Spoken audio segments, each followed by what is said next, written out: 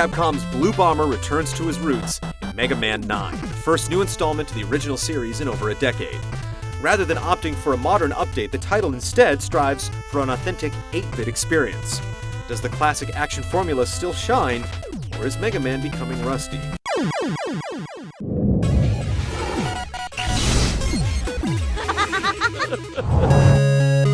Set shortly after the events of Mega Man 8, several of Dr. Light's robots have mysteriously gone berserk.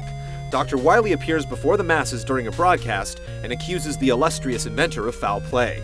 With the public demanding justice, Mega Man swears to clear Dr. Light's name and expose the true culprit. The story is classic 8-bit fare, and at points intentionally mocks itself. But the series has never been known for its strong narrative, and Mega Man 9 is no exception.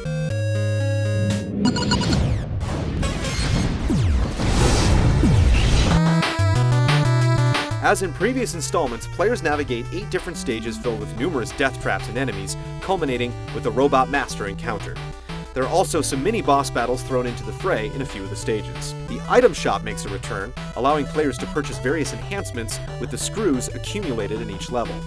Capcom is also planning downloadable content such as a playable version of Proto Man for a nominal fee. However, we strongly believe these features should have already been included as bonus content rather than forcing players to shell out more dough. Other than the standard mode, a new time attack mode allows players to blaze through each individual level as quickly as possible. Best times are recorded and can be compared to other players via an online ranking system. Throughout the course of the game, numerous challenges can be accomplished as well, ranging from defeating a measly 50 enemies to the insane notion of beating the entire game without taking any damage.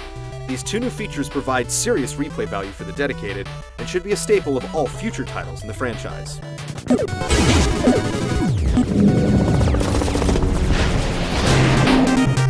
There's no sidestepping the fact that Mega Man 9 is a beast. With the exception of seasoned Mega Man pros and speedrunners, Capcom's latest outing will be a brutal reminder of how difficult games used to be. Much of the challenge comes from throwing numerous obstacles at the player that require impeccable skill and reflexes to overcome. There's also a fair share of cheap death traps, which are just as annoying now as they were back in the originals. Whether it's a well-placed enemy, vanishing blocks, fierce winds, or lava flows, expect to die numerous times before successfully completing any level. One of the 8 Robot Masters awaits players skilled enough to reach the end of each level. Though most of the Robot Masters are very difficult to overcome with the standard Buster Cannon, it's unfortunate that utilizing power-ups can reduce the battle to mere seconds, eliminating any semblance of skill. In fact, several bosses can be overcome by button mashing the power-up ability. This is a true, hardcore game that will test the very limits of your skill.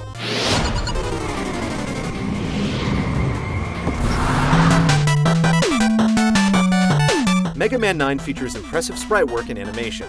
Everything is within the technical limitations of the original NES, but that hasn't stopped Capcom from pushing the envelope in a few places with some nice attention to detail. One minor issue is the rather bland appearance of some of the later levels in the final stretch of the game. The soundtrack also delivers retro tunes on par with some of the best in the series.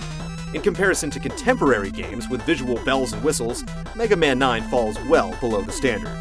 Its intent to create an authentic 8-bit experience is an admirable one, and it succeeds.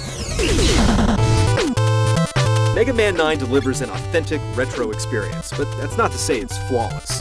The length of many levels falls short when compared to previous titles in the series, and rather than pushing forward with a revamp like Bionic Commando Rearmed, Mega Man 9 instead focuses on creating some fond memories. Still, it's a solid buy for retro gamers, Mega Man fans, and those who complain modern gaming has gotten too soft.